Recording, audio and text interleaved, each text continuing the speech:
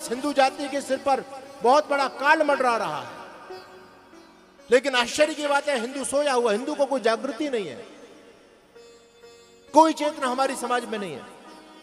विधर्मी लोग आपकी छाती पर दंदना रहे हैं, दिन रोज षड्यंत्र चल रहे हैं, आपको नष्ट करने के नए प्रकार के जिहाद चल रहे हैं। कौन आपको बचाएगा? इसलिए ये अवसर मिला है बंधुओं, इस देश की संस्कृति में आग लगाने का रोज षड्यंत्र किया जा रहा है।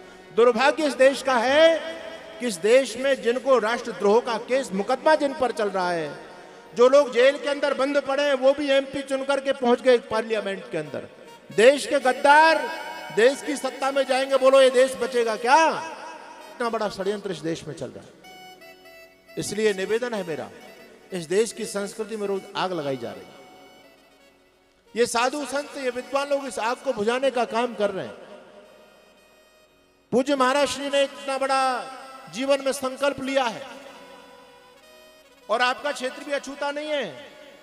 मैं जब पेपार सिटी में पहली बार आया था तो मुझे बताई थी नरपत जी ने सारी यहाँ की स्थिति कि स्वामी जी यहाँ पर भी वो लोग बहुत गोल टोपी वाले बहुत तेजी से बढ़ रहे हैं, ठीक है, और भी दूसरे लोग बढ़ते चले जा रहे हैं। जोधपुर के अंदर, पूरे राजस्थान में कभी वीरों की भूमि होती थी, लेकिन हमारे जितने सारे किले थे वहां पर ये हरे रंग के वालों का कब्जा होता चला जा रहा है। आजकल सरकार इनका सपोर्ट कर रही है, समर्थन कर रही है।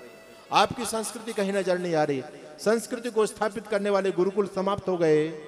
इसलिए मेरा निवेदन आप लोगों से कि जो पूज्य महाराज श्री एक अभियान लेकर के निकले हैं, घर घर में हो गाय, गांव गांव गौशाला और गांव गांव गुरुकुल, तभी आपकी संस्कृति बच सकती है। तो इस संस्कृति को पल्लवित करने में आप लोग सभी योगदान दे ही रहे हैं, लेकिन फिर भी मेरा निवेदन है कि बढ़ चढ़ करके इसमें भाग लीजिए, योगदान दीजिए। बंधुओं, मैं निवेदन आपके बीच में कर रहा हूं, ये धन संपत्ति को स्थायी नहीं है, ये तो ट्रांसफर होती रहती है, कभी आपके पास, कभी आपके बच्चों के पास, कभी आपके दादाजी के पास थी, आज आपके पास में जानी है।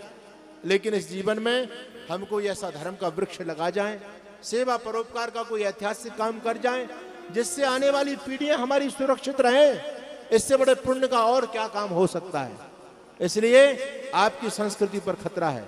आने वाले सत्रों में मैं चर्चा करूंगा कि कैसे कैसे भयंकर योजना, भयंकर षड्यंत्र आपके बीच में चलाए जा रहे हैं। इन षड्यंत्रों को बचने का एक ही उपाय केवल गुरुकुल परंपरा। इस देश का विनाश शिक्षा ने किया, लॉर्ड मैकाले की शिक्षा ने देश का विनाश किया। मुगल लोग इतने चालाक थे, इतने नालायक लोग थे। ये दुर्भाग्य था इस देश का जो पहला प्रधानमंत्री जवाहरलाल नेहरू मिला देश को, और जवाहरलाल नेहरू से शिक्षा की कमान मांग ली गोल टोपी वाले लोगों ने। मुसलमान कितना चालाक निकला, और भी बहुत सारे मंत्रालय थे देश में, लेकिन वो बुद्धि से चले। उन्होंने सोचा रेल मंत्रालय लेने में कोई फायदा नहीं, वित्त मंत्रालय लेने में कोई फायदा नहीं है, शिक्षा मंत्रालय लो, क्योंकि इनकी पीढ़ियां हिंदुओं की शिक्षा से बर्बाद होंगी। तो उन लोगों ने शिक्षा मंत्रालय लिया। शिक्षा में इतना बड़ा घोटाला किया, घोटाला किया।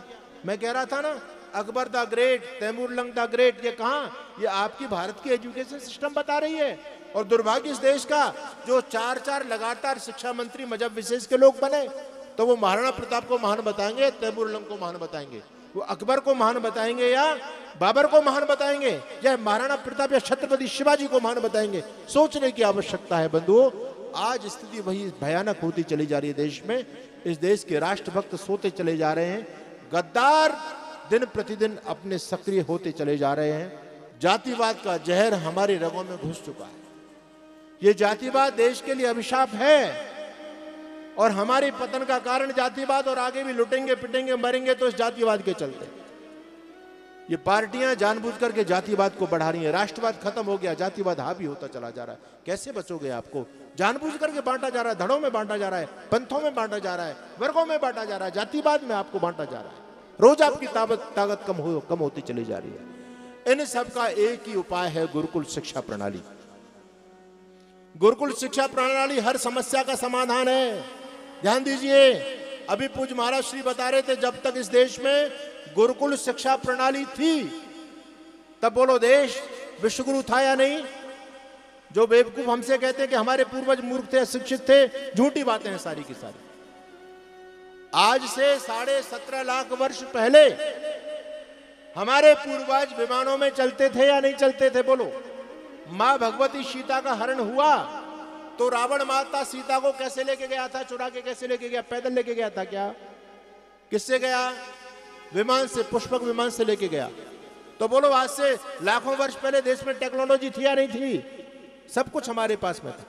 आप लोग गाते हो ना कि जब जीरो दिया मेरे भारत ने, दुनिया को तब गिनती आई, तारों की भाषा भारत ने दुनिया को पहले सिखलाई, देता ना दशमलव भारत तो यूं चांद पे जाना मुश्किल था, धरती से चांद की दूरी का अंदाजा लगाना मुश्किल था, सभ्यता जहां पहले पाई पहले जन्मी है जहां पे कला, अपना भारत वो भारत है जिसके पीछे संसार चला। ये हमको गौरव प्राप्त है। दुनिया की सारी संस्कृतियां हमसे निकली हैं, दुनिया ने शिक्षा प्राप्त की है, हमसे प्राप्त की है।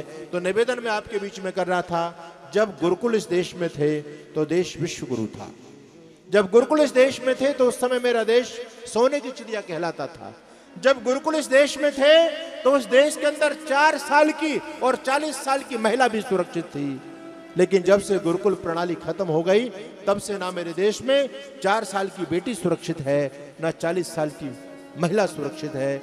भाई भाइयों का प्रेम खत्म हो गया, आपस की लूटपाट, छल कपट, खून खराबा, ये जानबूझ करके आपकी सारी पैटर्न को चेंज कर दिया गया। इसलिए आज आवश्यकता है गुरुकुलों की। धर्म सनातन तुम्हारा बचेगा तो केवल एक ऑप्शन, गुरुकुल शिक्षा प्रणाली। हर समस्या का समाधान गुरुकुल शिक्षा प्रणाली में। इस शिक्षा प्रणाली को जानबूझ करके बहुत कुटिलता के साथ में समाप्त किया गया, क्योंकि यहां से आपकी संस्कृति पल्लवित होती थी। इस देश के दुनिया में झंडे गड़े हुए थे, इसको समाप्त किया गया। आइए हम गुरुकुलों की तरफ लौटें।